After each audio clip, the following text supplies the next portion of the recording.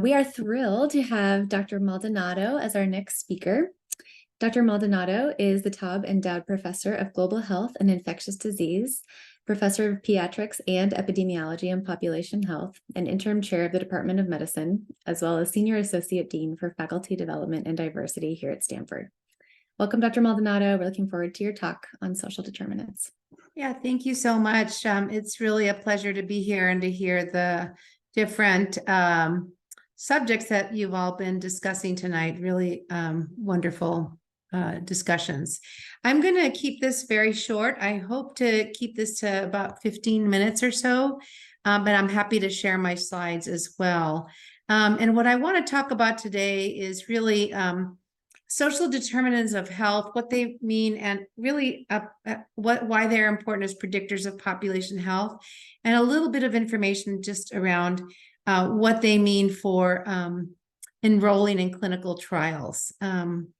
So why don't we go ahead and get started? And what they actually mean, their social determinants of health were actually included in the U.S. government's Healthy People metrics starting in 2010. And these are the Surgeon General's Healthy People 2030 now also list them as well. And these are our aspirational goals for what it would take for our populations to have full health across the age spectrum. And you can see that they include things such as education access and quality, healthcare access and quality, neighborhood and built environment, social and community context, and economic stability. And these are conditions in the environment in which we exist, where we live, work, and play, and affect not just medical conditions, but our actual overall health. And there are a number of data now going back 20 or 30 years that really indicate to us, as people have said, that your zip code is actually more important than your genetic code in predicting your health. And you can see here what I mean by that. And you can see that when we talk about that, the study on the left is from the US, the study on the right is from Canada. And you can see that health and healthcare are really important for predicting good health, but the impact is 30 to 50% or more important regarding socioeconomic, environmental exposure, social circumstances. For example, there on the left, 45% of those factors impacted health. And in the economic model for Canada, socioeconomic status accounted for 50% of health and environmental 10%. So you're really talking about healthcare access and genetics really making up maybe 30 to 45% or more of determinants of how healthy an individual or a population will be. Now, there are a number of very high-level models looking at conceptual frameworks for what social determinants of health are.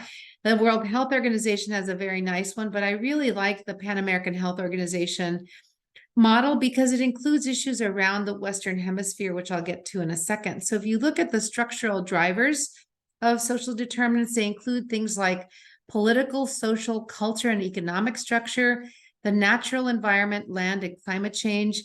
And then particularly what I like about this, it talks about history and legacy, ongoing colonialism, which is really critical in the Western Hemisphere, which was heavily, of course, colonized by the old world imperialist kind of structure and structural racism. So these then drive conditions of daily life, including early life and education, working life, aging, income and social protection, violence, environment and housing, and health systems in general, which overall reflect on health equity and a dignified life.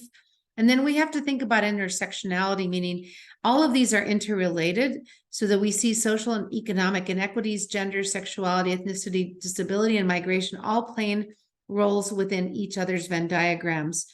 And the way we address these, of course, at the very highest level is governance and human rights.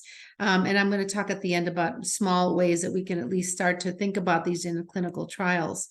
Now, the National Institutes of Health also has one institute called the National Institute on Minorities and Minority Health Disparities. And their research framework is very much grounded in social determinants of health, looking at levels of influence for funded research through NIMHD around individual, interpersonal, community, and societal levels, And then there on the vertical axis, biological, behavioral, physical built environment, sociocultural, environmental, and healthcare system domains of influence that really impact the individual, families, communities, and populations. And so all of these are really important and explicit ways that we can address our research in health disparities, which are really well laid out so that these can be foundational for granting research opportunities to investigators in the US and around the world. How do these social determinants manifest in the real world? I'm just going to give you a few examples. You can see here when we look at real median household income by race and Hispanic origin, for example, over a 50-year period, you can see that across the spectrum, we see that real median household income has gone up over time, but the race and ethnic disparities have persisted despite improvements. We still see major disparities by race and ethnicity. And these, we think, and there are a number of papers to show that these are related to all of the factors that I mentioned before that have nothing to do with genetic code and have almost everything to do with zip code and other factors in the environment. If you look at education access and quality as a social determinant, you see here the National Assessment of Educational Progress mathematics scales for 8th grade students for 1990 to 2019. You see that there continue to be disparities again by race and ethnicity for children, which have improved slightly over time, but continue to persist over those many years. Again, if we look at uninsured rates for population by race and ethnicity, again, major disparities by race and ethnicity over time, again, getting better, but the disparities among the groups, between the groups and among the groups continue to persist. And a lot of this can be attributed to something that we call the house that racism built. Now, not indicating that individuals are racist themselves, but that our structural constructs in the United States and around the world can be really have been built on racist roots that are firmly embedded in our societal system, affect social forces that are political, legal, economic, religious, cultural, and historical events that then lead to cultural racism, such as stereotype, stigma, bias, institutional racism, and then eventually lead to individual discrimination, which lead to all of the outcomes listed in the on the right-hand side that can then serve as a feedback loop to the societal system. And these really need to be addressed and deconstructed over time. Now, these are very embedded and really need to be dealt with. And again, are implicit, not explicit, but nonetheless have negative impacts on our populations in the US and elsewhere. So distrust in the medical establishment is also an issue that we need to deal with as we're trying to deal with social determinants. And these are historically rooted in the medical establishment as well, including the famous story of Henrietta Lacks, the Black woman who, without her consent, had cancer cells collected, which were immortalized without her family's consent. The U.S. with a long history of forcibly sterilizing people of color and other socioeconomically disadvantaged individuals, as well as an ongoing institutional oppression that we see even today, where Black and Latinx individuals represent 30% of the US population, but only 6% of participants in federally funded clinical trials.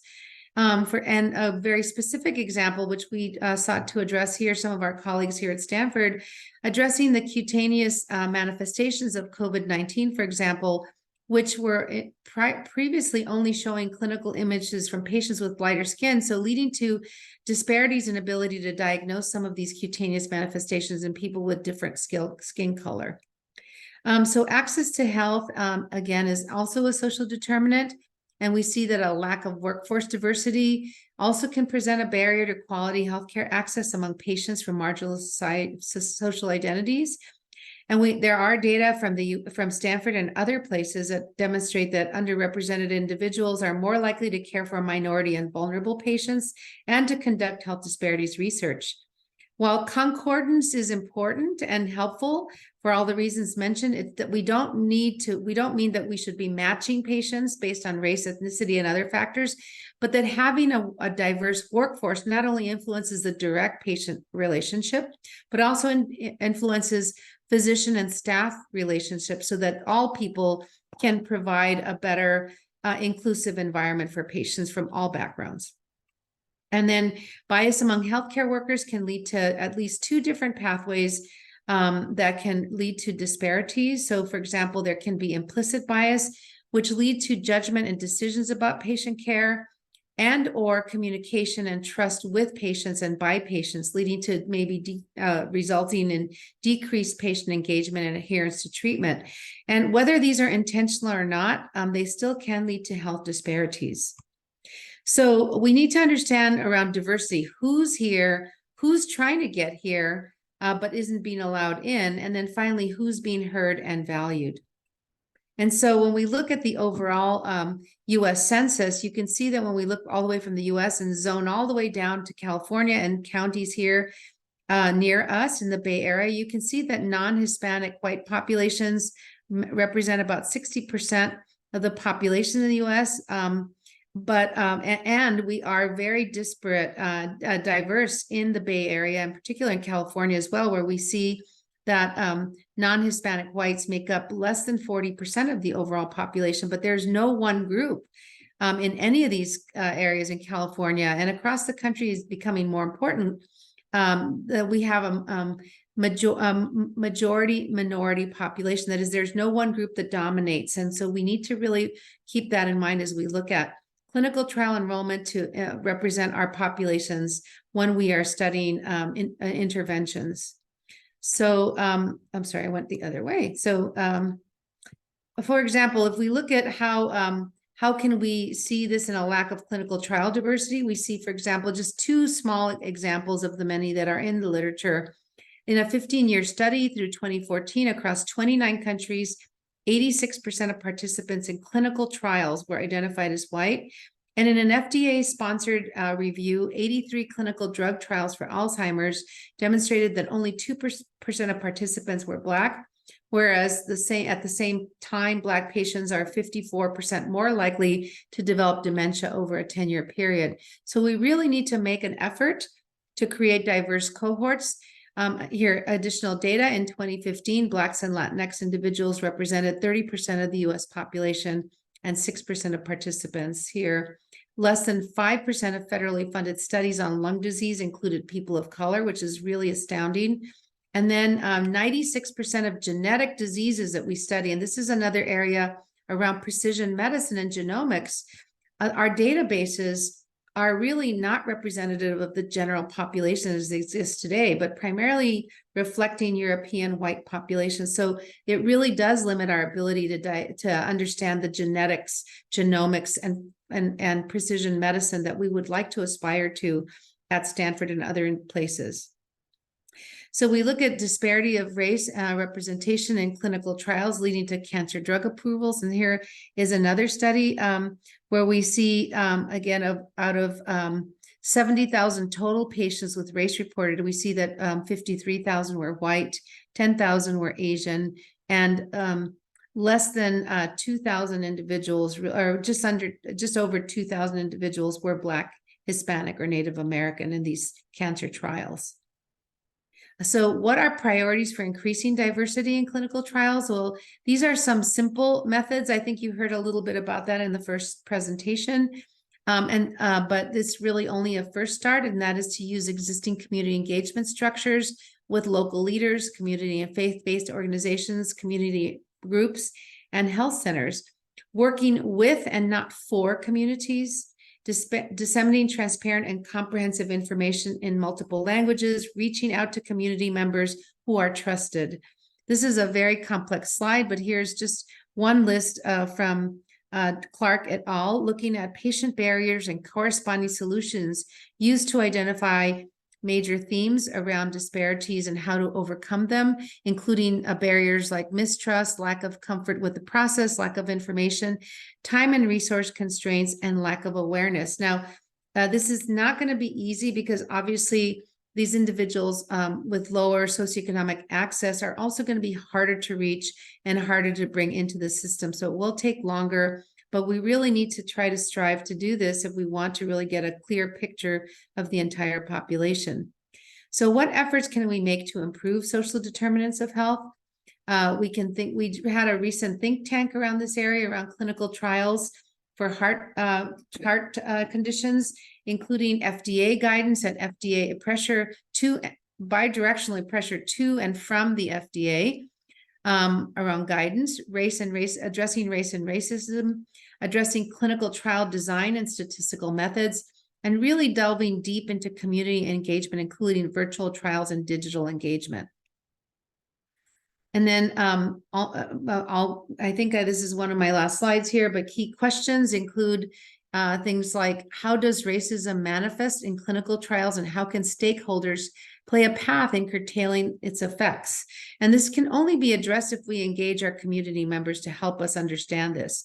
How can we work with government agencies to support diverse, equitable, and inclusive trials? The government does mandate, but they aren't really there at the front lines to really help engage. So this is something that we need to provide feedback to our agencies. What are key considerations for clinical trial design, and how should these be addressed? And then finally, how can academic researchers and industry collaborators partner effectively with the community to best serve the needs of a population in clinical trials? I want to briefly mention that we have a network that we formed in my Office of Faculty Development and Diversity called HEAL, the Health Equity Action Leadership Network, that includes board members seen here: Latha Palanipian, Maya Yadam, Lee Sanders, Fatima Rodriguez, and Lisa Goldman Rosas. This is a membership now of 130 faculty across the School of Medicine, who are able to either receive or provide mentorship, participate in education and training, identify collaborative funding opportunities, and explore local and national policies to address health disparities. And this is an informal network, but it really is meant to bring people together who are thinking about health equity and reducing health disparities across wide research-based populations. We include things like pilot grants, co-sponsored events with other organizations and agencies within Stanford and outside of Stanford, talks, as you can see there, a number of talks listed here, and webinars and lectures. And this is a very active group that we continue to work with. And as I mentioned, we do have small pilot grants that we have been awarding for people who are interested in addressing health equity issues. So I will stop there, and thank you for your attention. Thank you so much. Such an important topic and very eloquently outlined. I think your key questions slide had a lot of good questions on there. I think we do have time for one or two questions, so definitely put them in the chat, but I'll start with one. I know you mentioned a few examples of social determinants like education level and income level. Do you have any best practices or thoughts about how to think about those with research? Sometimes we put many of those into our study design. Sometimes we select one as a proxy for the other. I don't know if you have any thoughts about best practices for that. Yeah, so I think, tell me again which two you mentioned. I used the examples of education level and income level. Yeah, I think, it is tough to know how to pick. Let me give you an example of what we did during COVID. So when we started to run our COVID trials, we had some observational trials, and we also had some interventional trials. And in both situations, our study team really sought to find people where they live. So one of our studies was funded by the Chan Zuckerberg Institute, and we were able to enroll 8,000 people across the entire Bay Area to track the incidence and prevalence primarily of COVID disease across many different socioeconomic groups. And it was quite a bit of work, but we had to essentially go into communities, provide opportunities for people to enroll, and provide incentives for these populations. And of course, it frequently takes a little extra work. We provided gift cards, and we went to places. So we had tents in 60 different places around the Bay Area, from Antioch down to Gilroy. And this was during the shutdown and beyond. So it was quite intensive. But we were able to prove that you could do this. And one of the interesting things, and actually kind of to me, the most heartbreaking was at the end of the study, we were tracking people's acquisition of COVID and trying to understand social determinants that they were at risk for that caused this risk of acquisition. And when the study ended, we sent out notices to everybody, thanking them for their participation. They would come into the tent sites nearest their home every month for a blood draw and a nasal swab.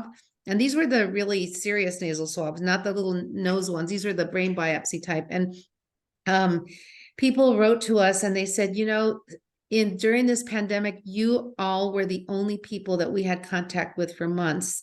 And if it hadn't been for all of you, we knew that you had our back. And if we needed anything, we could reach out to you and talk to you, because we were very responsive if people reached out and had simple questions for us. And then other people said this was the only way we were able to put groceries on the table with the gift cards. And again, try not to make it an inducement, because that's not appropriate, but we were reimbursing them for their time and the effort that it took for them to get to the site. So that was one example. We were fortunate to have the funds to do that, but it has to be very intentional. The other brief trial that we did, example is with our pediatric COVID vaccine trials. We did not really advertise for those, but we wound up getting, we were allowed to enroll about 200 children in the study. And within the first week of making it known that we had this trial, we wound up with 3,000 people signing up for the study. And so we were able to over-select people from lower socioeconomic groups, from racial and ethnic a variety of racial and ethnic groups, and really, again, to provide appropriate remuneration for people driving in and spending time on the study. So it needs to be an intentional way to do this. And that's the problem, because we frequently don't have the funds to do that kind of work. Yeah. Those outreach strategies are incredible. Bonnie, this is Yasser. Thank you just for this wonderful and informative presentation. Getting back to a comment you made about the inherent distrust historically that a lot of groups have towards medical science, just given our history. What has been some of the biggest challenges you've had in terms of encouraging patients to be part of clinical trials? Well, as you basically put your finger right on it, people just they're not interested. They don't want to be a part of it unless they see some direct impact on their lives. And I think COVID was a good example of something where people were so afraid that they did enroll in trials, because they knew that we might be able to help them. Even if we told them we didn't know if our treatment would help, the idea that there was a doctor or a nurse or somebody watching over that they could call was really reassuring for people. And so when you're talking about trials where there's a really significant illness, they're much more likely to participate. But you have to reach out within the culture of that individual. And so that's a very big one. The other one, as you know, is getting people to come in, because they work frequently. People were working 2 or 3 jobs.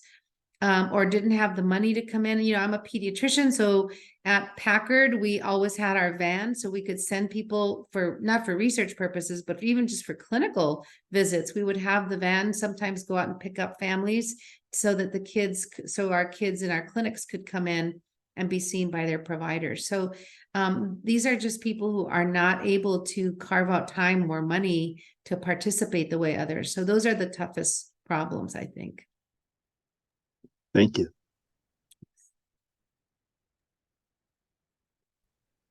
And any other questions for Dr. Maldonado? I didn't see any in the chat. I'm happy to share the slides too if people want to use them. Those are I pulled from a lot of different sources, and particularly the slide with the different ways to approach it. It's a complex area. It's not easy to do. Otherwise, it would have been done already. So I encourage people to use that if they want as a template. It's not my work specifically, but I call it out there. Thank you so much. That would be wonderful.